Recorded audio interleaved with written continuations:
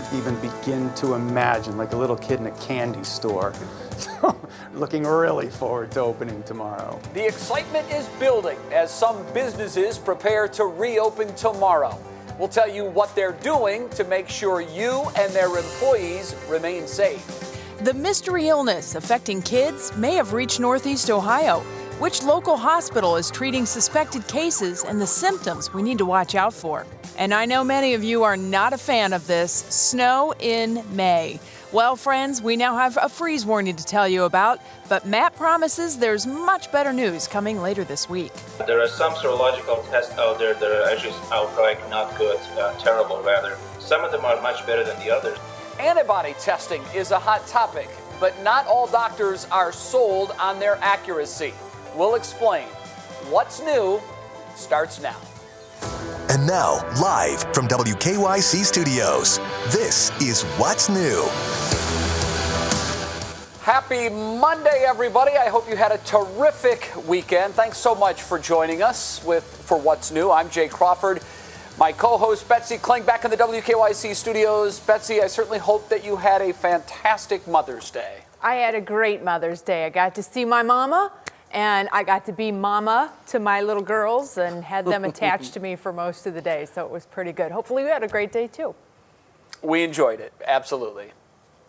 All right. Well, we're going to start things off with Matt Wentz tonight, who has a freeze warning to tell us about. Matt, how was your Mother's Day, first of all? And, oh, yeah, by the way, can you make all of this stop?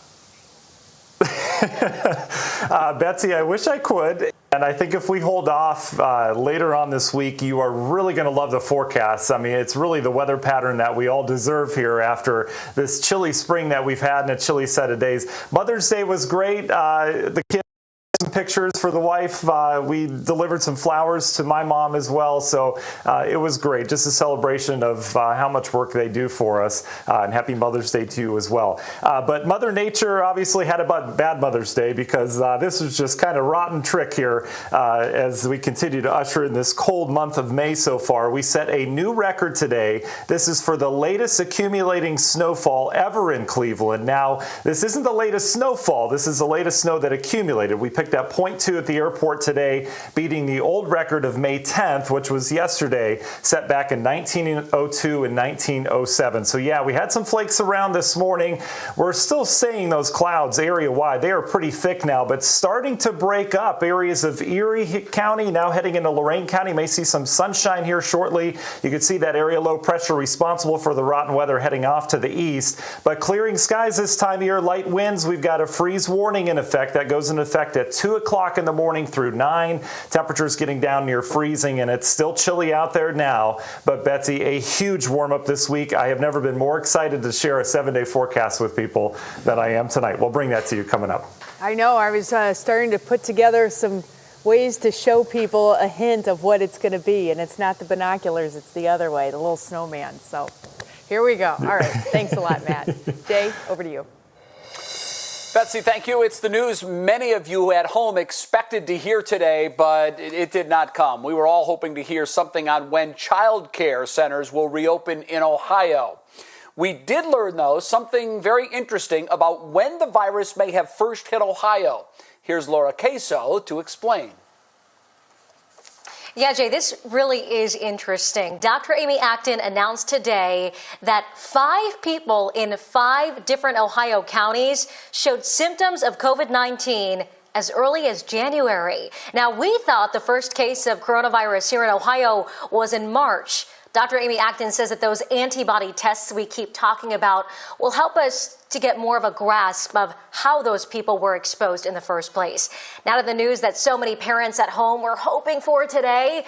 The governor said he simply needs more time to reopen the state's daycares or to make a plan. He wants to come up with a plan that is based on science and safety. He said his goal is to create the safest plan in the country. As of now, there is no date for when child care centers will reopen. Child care is a necessity for working families as they go back to work.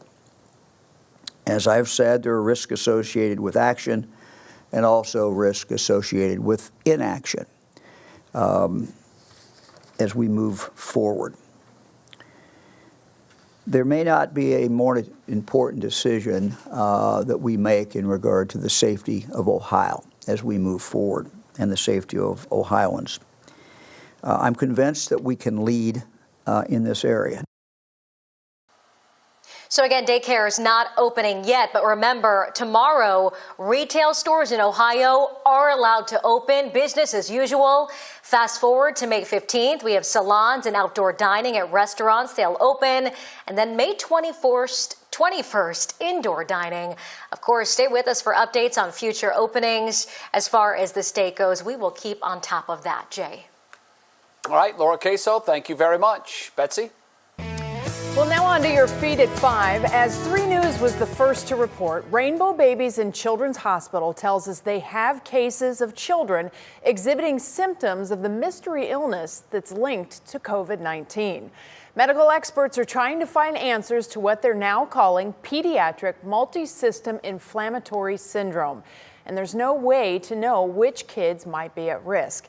It is a rare illness, and it's believed to be connected to COVID-19. It causes life-threatening inflammation in the body and organs with serious impact on the heart. However, it can develop up to 6 weeks after the coronavirus infection in a child, even in children who did not know they had COVID-19. Here's what all parents need to be watching out for.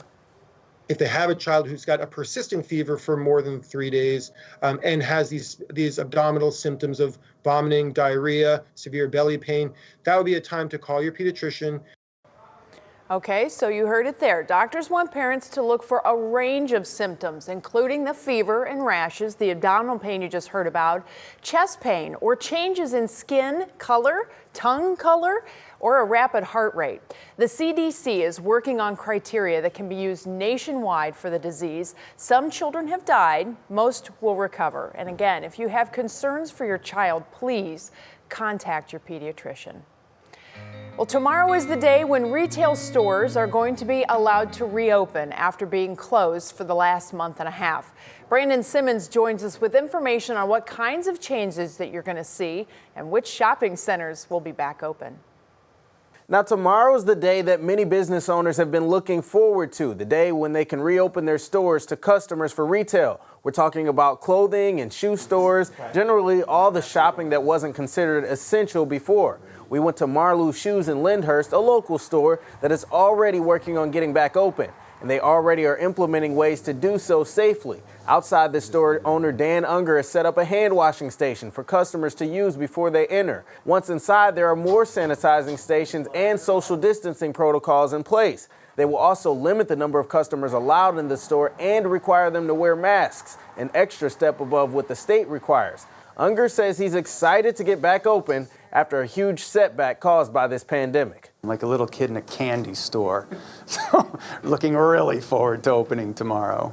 We're used to sort of marching to our own beat, and all of a sudden when the government tells you that you have to shut down, it's a big shock.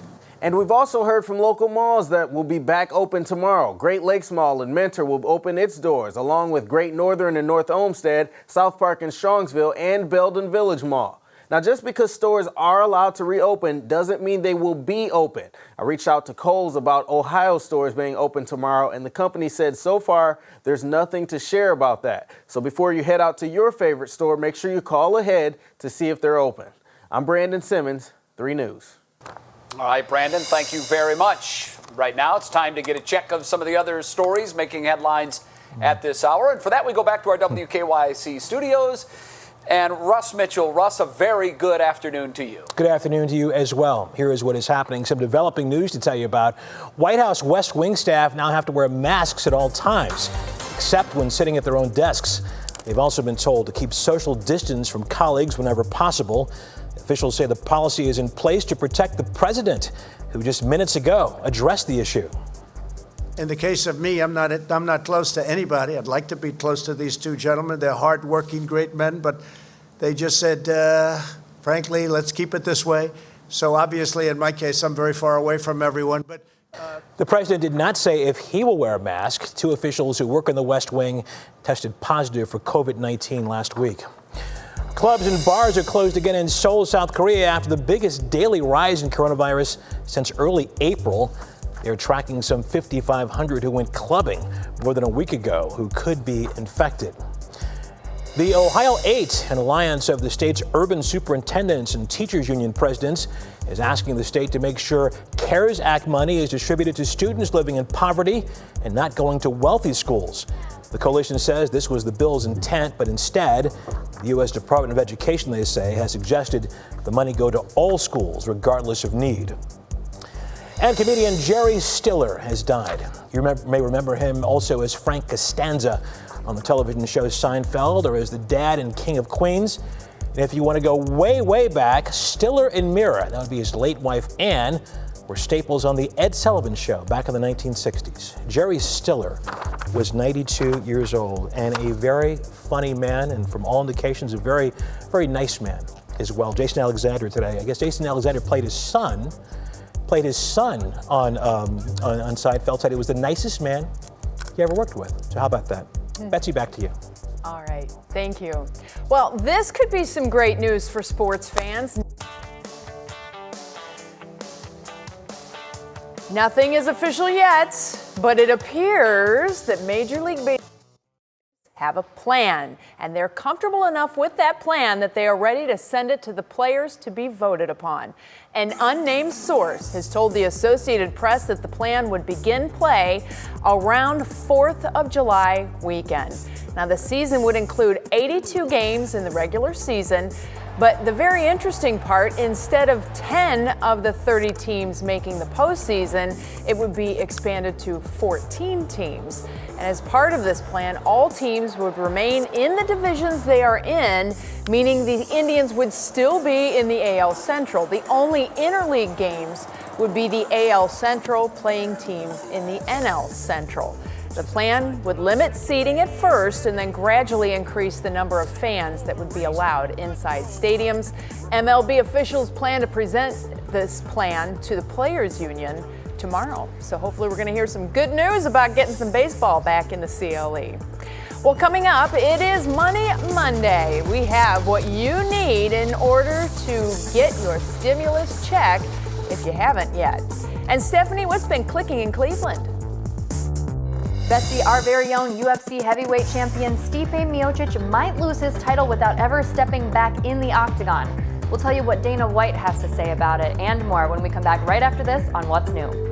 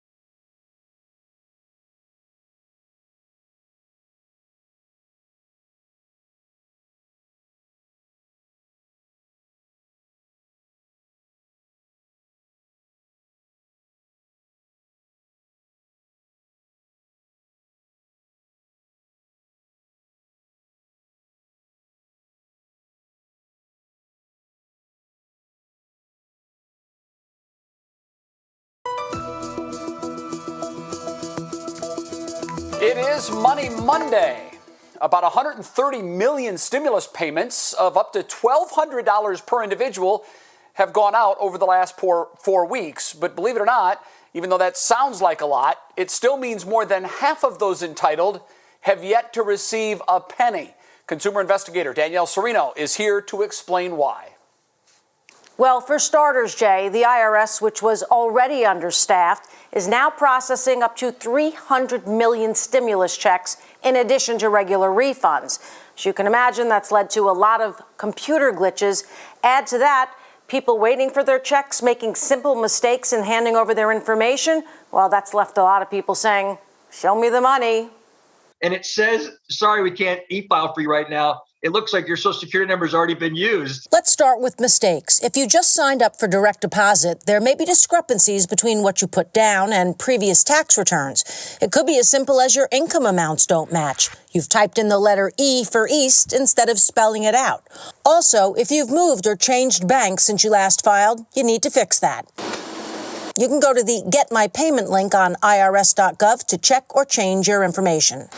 Others aren't getting checks because the IRS doesn't have their information, because they don't pay taxes. That's usually because they make less than $12,000. Well, all those people are eligible, but you need to go to irs.gov, look for the non-filers section, and fill out the form. Finally, some people may never see checks. For instance, if you owe child support or are delinquent with other debts, your checks can be seized. My strong advice to people is to keep very close track of what's coming into their account.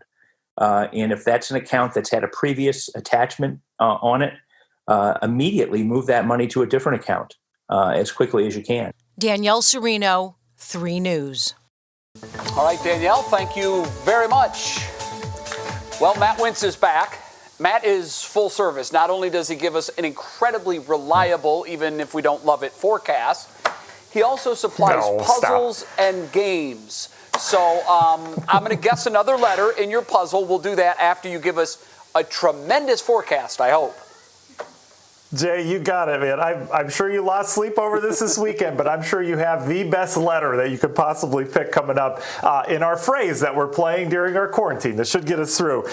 So here we go. Let's start with the forecast today. I mentioned earlier in the broadcast that we set a new accumulating snowfall record. This was officially the latest that we've ever had it in spring. As of May 11th, they picked up 0.2 at the airport today. That snow is now gone. It was mixing with rain throughout the morning hours with an area low pressure that's now heading east. We're left with the clouds, but you can see we're starting to break them up. A little bit of sunshine coming across the lake, getting ready to head into areas like Bay Village, Lakewood, even downtown here over the next couple minutes. And that clearing trend will continue tonight as we bring in drier air from the north. But that air is cold. We are in the 40s, even 39 right now in Ravenna. This will set the stage for a cold night tonight. I think we will have some upper 20s on the board tomorrow morning. Most of us settling down near freezing or a couple clicks above, especially as you get towards the lakeshore. 2 more cold nights. I see tonight as being the cold night and another one waking up Wednesday morning. We may have more freeze warnings tomorrow night as well, but then the overnight lows ramp up in a big way as we've got that anticipated warm up on the way. So let's take a National Design Mart hour by hour forecast through the night. A couple stray showers left over. I'm not too crazy about those. I think computer models overdoing the moisture a little bit. Otherwise, we clear out. A cold start to your Tuesday. We'll be in and out of clouds with sunshine tomorrow. A much better looking day. Can't rule out a couple showers. The models have had those in the forecast as a weak disturbance slides through, but I think most hours are dry tomorrow and we should make it up into the 50s. So still below average with a brisk wind, but we're getting there, right? And then tomorrow night is that other cold night. You can see waking up Wednesday morning with clearing skies, light winds. We're back down near freezing once again, but that clear sky will set the stage for a warming temperature on Wednesday that I think you're going to like. Tomorrow, first of all, 6 out of 10, continued chilly. Again, a spotty shower or two, otherwise just clouds and sun. Check out this ridge that builds in. That polar vortex is long gone. It's getting pushed off to the north after tonight and tomorrow. A ridge establishes itself. That brings brings our air not from Canada, but from the southwest. And boy, has it been warm in the desert southwest. That ridge isn't just going to hold later this week. It is going to hold all the way through next week. In fact, it looks to strengthen next week. The result is this. Look at your Universal Windows Direct 7-day forecast. We're near 60 on Wednesday. We're in the 70s on Thursday. And then for the course of the weekend, we're in and out of those 70s. And even next week, looks like we may be in the 80s before it's all said and done. But it does come at a price. We are going to have some showers and thunderstorms in the forecast pretty much every day. All right, Jay, here's your puzzle. You guessed A and S so far. I gave you a free E because our letters curled over the weekend, so that fell off. So go ahead and guess a letter. I just realized that. Go ahead and guess a letter. I was going to go with E, so I guess I'll earn it anyhow. I wanted to go for another vowel. Okay, go ahead. So you're doing E? Yep, I'll do the E. All right, here we go. We got one up there. We've got one there. Oh, this is a big one, Jay. Check this out. Nice. Ding. Very nice. Ding. Oh, no. You're going to solve. That's it. Do you want to solve the puzzle? I want to, yeah. I'm unable to, though. Unfortunately, you didn't give me enough. Yeah, I think spree could be in there, in one of those words. Okay. But yeah, I'm going to have to wait. Well, I'll have to guess another letter tomorrow, I guess. All right, well, you're getting there. You're chipping away at it, Jay. We'll see you tomorrow on this. All right, and I just realized it can't be spree because I already guessed an S, and it's not in that word with two E's at the end of it. Matt, you're driving me crazy. I will see you in the next half hour. Thank you very much.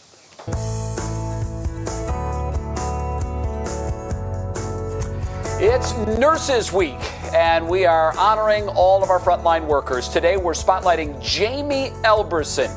Jamie is an RN at Cleveland Clinic's main campus. The person who nominated her said Jamie currently works in the blood and marrow transplant program there.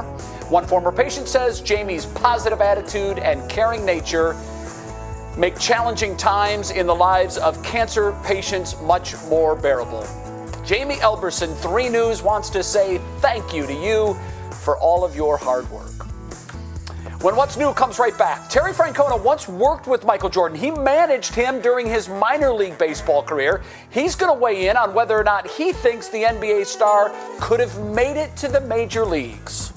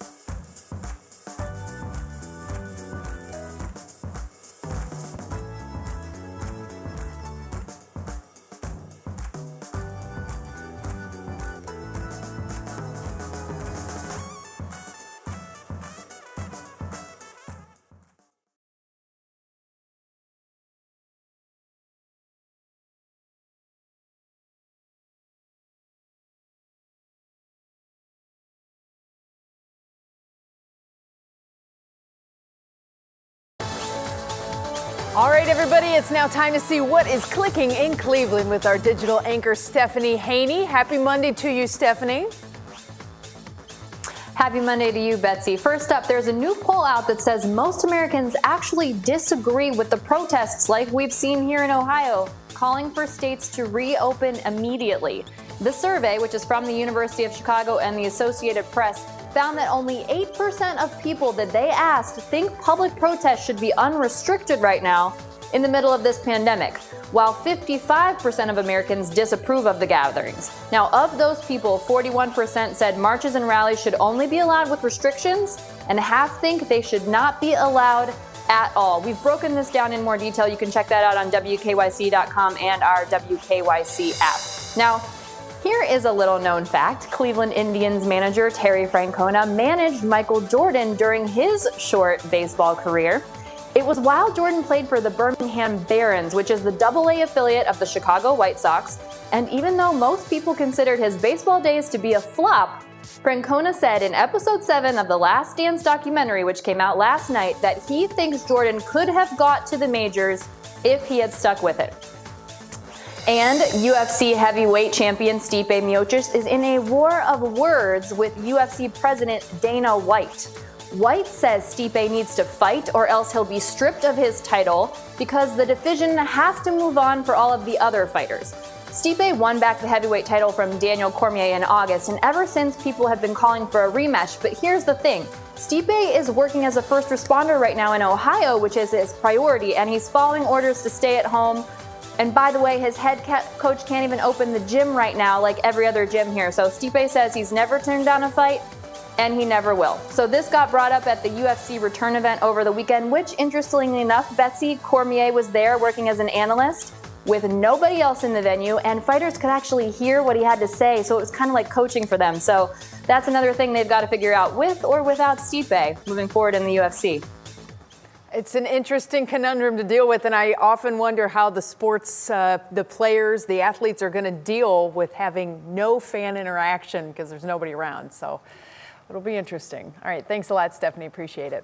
Well, still ahead on what's new. Antibody testing is about to start up in Ohio, but is it really worth it? Some doctors are not sold that the tests out there are accurate right now. And if you have tickets to shows at Playhouse Square this summer, well, you might be waiting a little bit longer to see them. We have information on which shows are being postponed. And if you need a haircut, be ready. What you can do to keep it healthy and make life easier before you finally get back in the salon. That's next.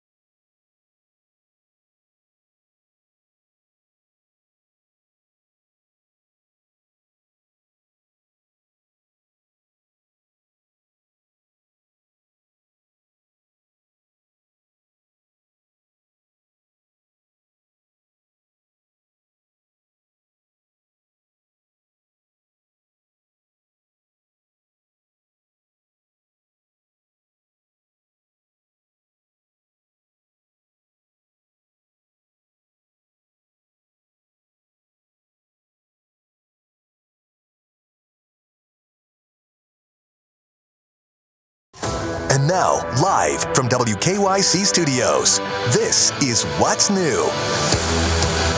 Happy Monday, everybody, and welcome back to What's New. I'm Betsy Kling with my co-host Jay Crawford. And Jay, every day, 5:30, you can tune in for good news because we are featuring our 3 heroes stories. So what 3 heroes story do you have for us today? Betsy, you're exactly right. We do it every day, sort of a way to cheer people up. And we know, Betsy, that the high school class of 2020 had to make so many sacrifices. And our hearts really do go out to all of them. Well, a radio station in Dover, WJER, made sure seniors in that area got some sort of prom. They hosted a prom drive-through called Masquerade. The team gave away 150 swag bags loaded with t-shirts, roses, cookies, gift certificates, and more. Just a small way to let them know they are thinking about all of them. WJER Radio in Dover, Channel 3, on behalf of all of those that received the swag bags, says thanks to you. Pretty cool, Betsy. And it's not the same as a prom, but it's better than nothing. It's not the same, and the girls got to put their dresses on. I mean, come on, this is an investment, and that people. is key. It is a big deal. All right, thanks, Jay. Well, we do have some coronavirus headlines to get you caught up now. University Hospitals confirms that they are treating children with suspected cases of a mysterious illness that might be linked to COVID-19. States across the country are seeing an increase in this illness. Experts are now calling it a pediatric multi-system inflammatory syndrome. Some of the symptoms include fevers, rashes, and swollen glands. Call your pediatrician if you have questions on this. Over the weekend, the FDA issued an emergency use authorization for a new type of test to detect the coronavirus that can produce results within 15 minutes. It's called an antigen test, and it can detect fragments of the virus's proteins in samples collected from nasal swabs. Current tests look for genetic material of the virus, and that's why they can take hours for results. Well, it's time now for our top talker. Testing, testing, testing, testing. It is the key to reopening. Now, keep in mind, there are 2 types of tests. There are those that confirm active COVID-19 and those that confirm a past infection. Those are known as antibody tests. Your body has fought against the virus and won. Your body has antibodies against it. Well, 1,200 Ohioans are about to take one big test altogether to gauge the virus's reach in our state. But as antibody tests become available to the general public, doctors are urging caution. As 3 News investigator Rachel Polanski found, these tests have limits, especially when it comes to immunity. We've learned a lot about COVID-19 in a short amount of time, but there's still so much we don't know. And that's especially true when it comes to antibody testing and our immunity to COVID-19. These tests look for antibodies we naturally produce to fight off viruses. If the test detects specific antibodies in our blood, we've likely been infected at some point by COVID-19. Our curiosity about antibody testing has led to 12 tests being rushed to the market approved for emergency use by the FDA. For $119, anyone can have their blood tested for antibodies at Quest Diagnostics. But are they worth it? Well, it depends who you ask. I am enthusiastic about the blood test. I just don't want to oversell it until there's more data and more guidelines. There are some serological tests out there that are actually outright not good, terrible rather. Some of them are much better than the others, but at the end of the day, even the best one falls short for diagnostic purposes. Meanwhile, university hospitals and Metro Health are testing frontline caregivers and first responders for these antibodies. Cleveland Clinic is not. And 1,200 Ohioans will be getting postcards this week asking them to participate in random antibody testing. I'll have more on that and what you can expect at 6 o'clock. Rachel Polanski, 3 News. Well, while the Cleveland Clinic is not conducting antibody testing, they are collecting antibody plasma from patients who have tested positive for COVID-19, have recovered, and have been symptom-free for more than 14 days. Now, there's no known treatment options as of now that are proven or effective for COVID-19. In some instances, though, antibodies have helped patients recover faster. The clinic wants this plasma for some of its sickest patients.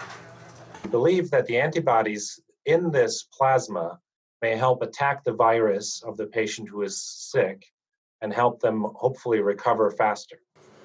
Well, the American Red Cross is the main supplier of this plasma for COVID-19 patients. You can find a link on their website for COVID-19 resources as well as a screening form. We will also have that information posted for you on WKYC.com. Jay? Well, Betsy, it's time again to get a check of some of the other top headlines in the news here at 5:30. And to do that, we say hello again to Russ Mitchell. Hi, Russ. Hello, Jay. Hello again. According to a report in USA Today, coronavirus is testing our food safety net. Since the pandemic began, food inspections, citations, and recalls have fallen to their lowest level in years. One reason for that, in-person inspections were postponed. Experts say there is no evidence of health issues because of this. A well-known surfer was killed over the weekend in Northern California by a shark. Ben Kelly was attacked about 100 yards from Santa Cruz Beach. It is not clear what type of shark it was, but great whites have been known to frequent that area. And Microsoft is launching a new feature to stop reply all email threads from overwhelming your inbox. Many of us know about that. It's for Office 365 and it is geared toward large company-wide emails. It will be triggered when it detects 10 reply all responses to more than 5,000 recipients within 60 minutes. And we've all had a few of those. And when the system goes mashuggy, that's always interesting as well, when you get double the amount of reply alls responses back. Yeah, those are never fun.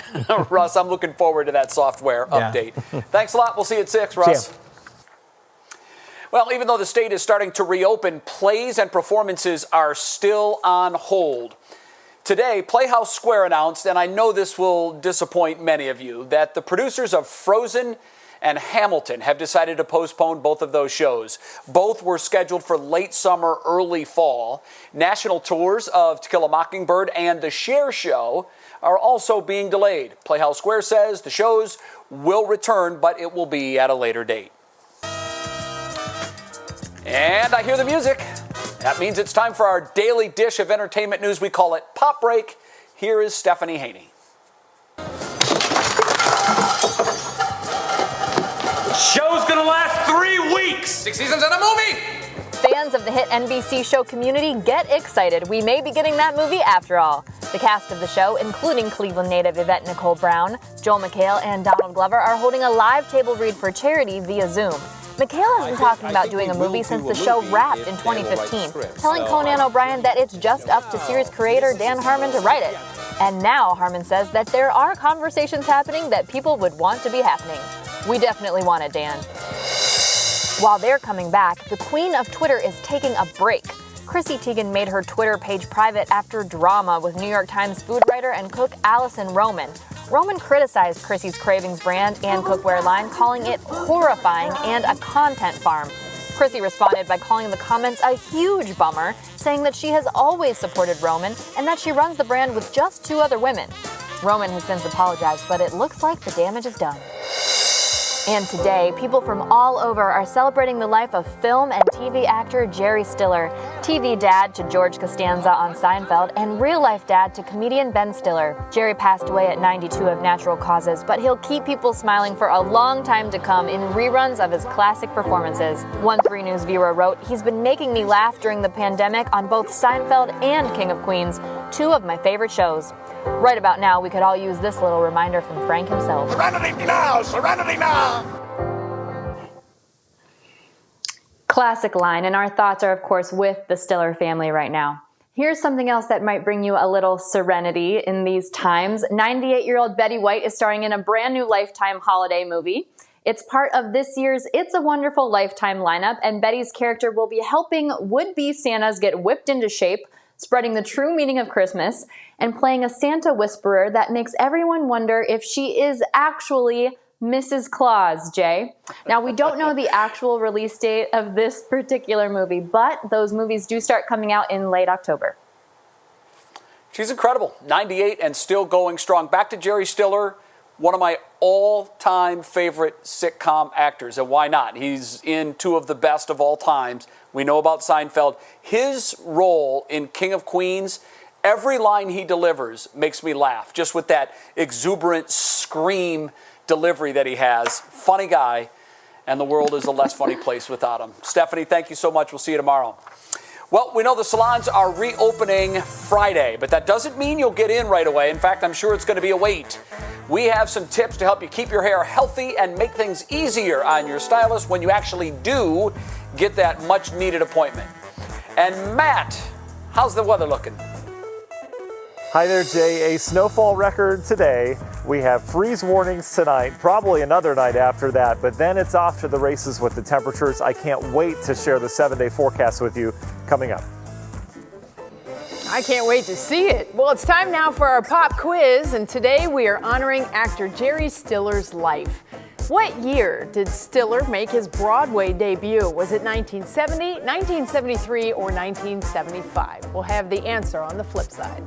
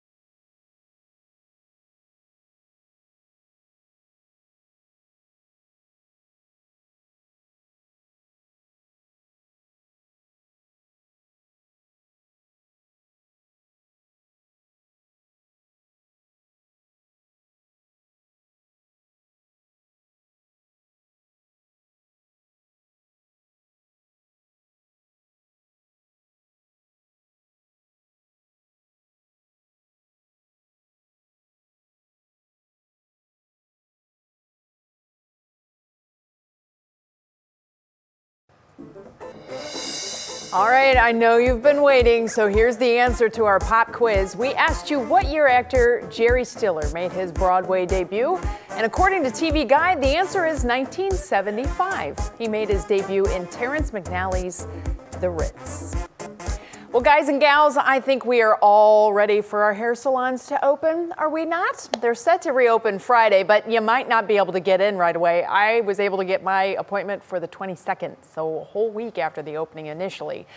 But Megan Strobel, a hairstylist at Menor, shares some tips to help us keep our hair healthy in light of the delay on possibly getting a haircut. And she says it's as simple as brushing it. When you're brushing your hair, your natural scalp oils, you're actually brushing it into your hair, and that's giving your hair nourishment, hydration, and everything just from your own scalp. So for people to brush your hair, I mean, you don't have to do it every single day, but you should try to do it on only dry hair. Your wet hair, if you're brushing, you get a tangle, you're ripping it. I have experienced that before, maybe a lot. Well, you may see stylists brushing your wet hair, but remember, they're professionals. Megan says to brush it at about 80% dryness. Now, I know there's a lot of people who have blonde hair, and you're probably seeing a lot of roots. You see roots with brown hair too. But your hair color may be changing, your highlights and lowlights may be changing every day. So what's your best advice for that? Don't panic. You can treat your hair naturally. I actually just had to give one of my clients advice because she's starting to get yellow. And the best way to combat that is by putting purple conditioner or shampoo in your hair dry and letting it sit for 20 minutes, and it will act as a toner. But you have to rinse out with cold water because the warm water actually pulls the toners out. Chemistry is so awesome, is it not? Well, another bit of her biggest advice, be patient when salons do reopen and trying to get appointments rescheduled. Rules are changing by the minute, and you are not the only one who's waiting to get in. So patience is everything. Speaking of patience, our patience has completely run out. We are past due as far as this weather goes because, Matt, snow on Mother's Day, just not acceptable. We need heat. We need it very soon. Hi, River. Why did it say no, Dad? Yeah, look who showed up. Hey, buddy. He stinks right now. Let's be honest. Mama? We'll see what happens. All right, so Betsy, I know we're all waiting for the warmth, and we are going to get it. We've got, I think, 2 cold nights to get through first, and then we're really going to turn this page and really bring in the spring that we've all been missing around here. So the cold weather lovers, this morning was for you. 0.2 inches of snow officially at the airport. This is the latest accumulating snowfall that we've ever had in Cleveland. This goes back to 1893. It beats the old record of May 10th that we've been telling you about. And the result of clearing skies, we've got a freeze warning. We're getting used to that, so we know either cover up those new plants outside or bring them in. I think you're going to have to do that until Wednesday at this point. Temperatures, they didn't do a whole lot today with the thick clouds. We stayed in the 40s, even the upper 30s in spots. We're going to dip down into the 20s to near the freezing mark overnight tonight, but it's not just us, it's the entire eastern half of the country that's dealing with cold and record cold, all the way down to Tennessee Valley, dealing with records tonight, so we're not alone in this. Your National Design Mart hour-by-hour forecast begins to show improvement. You can see maybe some leftover showers overnight tonight. I think most of us stay dry with clearing skies. There's your cold start tomorrow morning, but here's the improvement. We not only see some sunshine tomorrow, but we're going to see warmer temperatures, still below average, but we'll make it up into the 50s for most of us with a brisk wind out of the west. Can't rule out a couple stray showers tomorrow afternoon as a weak boundary slides through the area. May kick off just a couple showers. They will be brief, and they will be clearing the area by tomorrow evening. And speaking of tomorrow evening, we clear out again, and that's the recipe for more cold conditions. I think we'll have another freeze warning across the area, especially inland from the lake tomorrow night, and that'll set the stage for a cold start Wednesday morning as well. But let's take this forecast into where the good news is. You can see the polar vortex that we've been dealing with over the last couple days finally heading off to the north and the east. We replace that with a ridge that brings warming conditions, not just here, but in the mid and upper levels of the atmosphere as well. So by Wednesday, we're transitioning. I'm going to head back over there. My map went sideways. There we go. The beauty of technology. And you can see as we go into Thursday and Friday, that warming ridge is still overhead. And watch what happens next week. This is a little early in the computer models, but it's nice to see an even bigger ridge develops across the eastern half of the country. What a pattern change. That would bring even warmer conditions, perhaps some 80s. We're skipping the 70s. We'll go right to the 80s next week. We'll see. This is going to come at a price, though. That warm air where it battles that cool air. Remember, that's where you get the showers and thunderstorms. Wednesday, Thursday, we introduce some showers and storms along that boundary. And watch what happens. These storms, although not continuous, we're going to see pretty good doses of rain here starting Thursday, going all the way through Sunday night at this point until a cold front kind of resets everything and clears things out. So an early look at how much rain's going to fall. Look at where the bullseye is. Anywhere from Oklahoma all the way up through Ohio, we could be dealing with several inches of rain depending on where those showers and thunderstorms end up going. But we trade the cold and some of the snowflakes for warmth and, yeah, some rainy conditions around. The Universal Windows Direct 7-day forecast puts it all together for you. 54 tomorrow, mix of clouds and sun, stray shower possible. Wednesday looks great, near 60 with sunshine. And then that rain chance moves in, but so do the 70s. Thursday, near 70. Friday and the weekend at this point with those showers and thunderstorms well into the 70s. And Betsy, I know you're going to show the 10-day forecast, but we're excited about that. You'll show that tonight at 11, but that has some of those bigger digits in store. So there it the is. Warmth we all deserve. I'm showing them right now. There it is. There's 8, 9, and 10. You'll be happy, trust me. Tune in tonight at 11 for the exact numbers. All right, thanks, Matt. Hope you get that situation figured out with River. All right, still ahead, when was the last time you cleaned the inside of your car? We show you the best way to keep those COVID-19 germs out. And this little boy knows how to celebrate a great hit. His reaction to hitting the ball is coming up in our Worth the Watch segment next.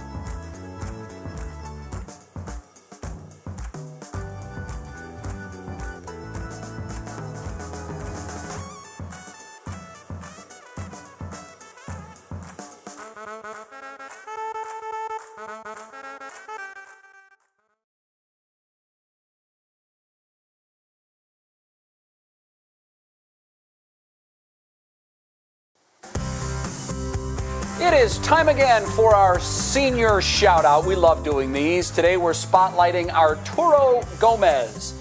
He's graduating from Lakeside High School in Ashtabula. Arturo plans to attend college and major in nursing. And we say to Arturo Gomez, a very big congratulations from Channel 3. And a reminder, you can send your senior shout outs to WKYC.com/senior shoutouts, and we'll get them on the air. Well, we know that washing our hands frequently, keeping our hands away from our face, and also keeping surfaces in our homes clean can help us avoid contracting COVID-19. But one thing getting forgotten about in all of this are automobiles. NBC's Chris Clackham found the best products to use to keep COVID-19 germs out of your car. Even under the strictest of stay-at-home orders, we're still using our cars to run out and pick up necessities. Unfortunately, we might also be picking up and bringing home so much more. That's why, when disinfecting, do it to your car, too. In the common touch points like the steering wheel and the shifter, the center console controls, and of course the seatbelt. The wiper and turn signal stalks, door armrest, and grab handles all need a regular wipe down. You're out and about, you're bringing a lot of the things you're touching back into the car with you. But unlike the inside of your house, don't use bleach or hydrogen peroxide to kill COVID-19 inside your car. You can do something very simple. You can use an alcohol solution, an isopropyl alcohol solution that's at least 70% alcohol. Plain soap and water are just fine too. And even after disinfecting your ride, disinfect yourself. Clean your car too, but make sure your hands are clean. For a deeper clean, your local car wash is better equipped and would appreciate the business. Chris Clackham, NBC News. Yeah, Chris, no doubt they will appreciate the business if you feel comfortable going to a full-service car wash or a dealership. Many of them are offering an interior disinfectant as an a la carte option, which is always nice. All right, our Worth the Watch video is next. Not only is this Braves player's 3-year-old son a great baseball player, oh, he has the dance moves too. That's next.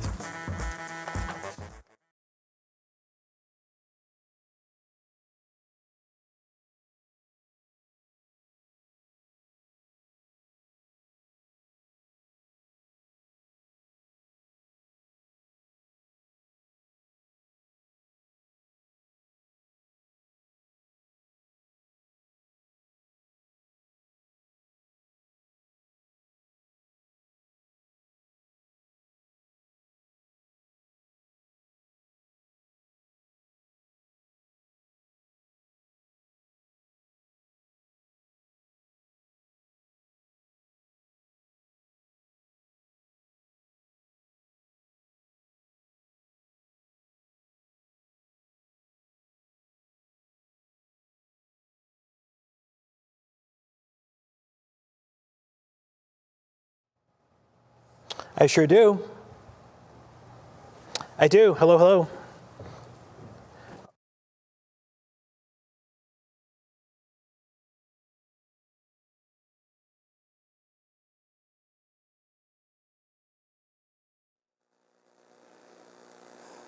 Yep, sure do.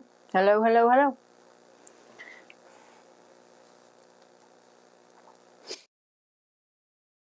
Dunes, mountains, hiking. And where's this? Indiana. Huh. Yeah, it's called Indiana Dunes National Park. It's You think gorgeous. Indiana, you think that's like far. Yes, I can hear you. Hello.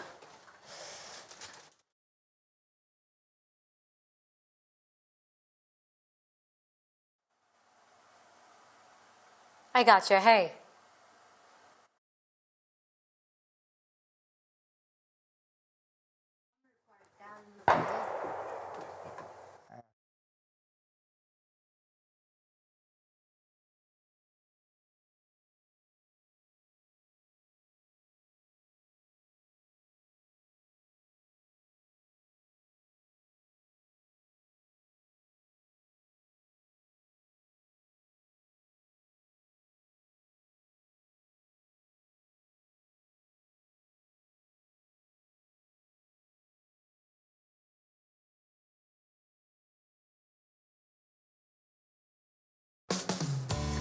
Oh, it's time now for our Worth the Watch. And Atlanta Braves first baseman Freddie Freeman has been practicing at home like many other athletes. But his 3-year-old son Charlie has a pretty good swing too. And after nailing his hit, Charlie celebrates. He tosses his hat into the air, he's running, he's dancing before getting ready for another hit. Look at this. He's got the moves for sure. Oh, wow. What a kid, right? He's perfected the dance before he's perfected the swing, but it's all about the signature, right? Proof again, Betsy, that the little guys and gals watch the elders and they follow in their footsteps. And he has learned that when you hit the ball well, you dance and you celebrate. Modern times. Yep. All right, that's going to do it for us today on What's New. We're back tomorrow at 5. We certainly hope you join us then. We definitely do. But what matters most with Russ and Laura starts now. There may not be a more important decision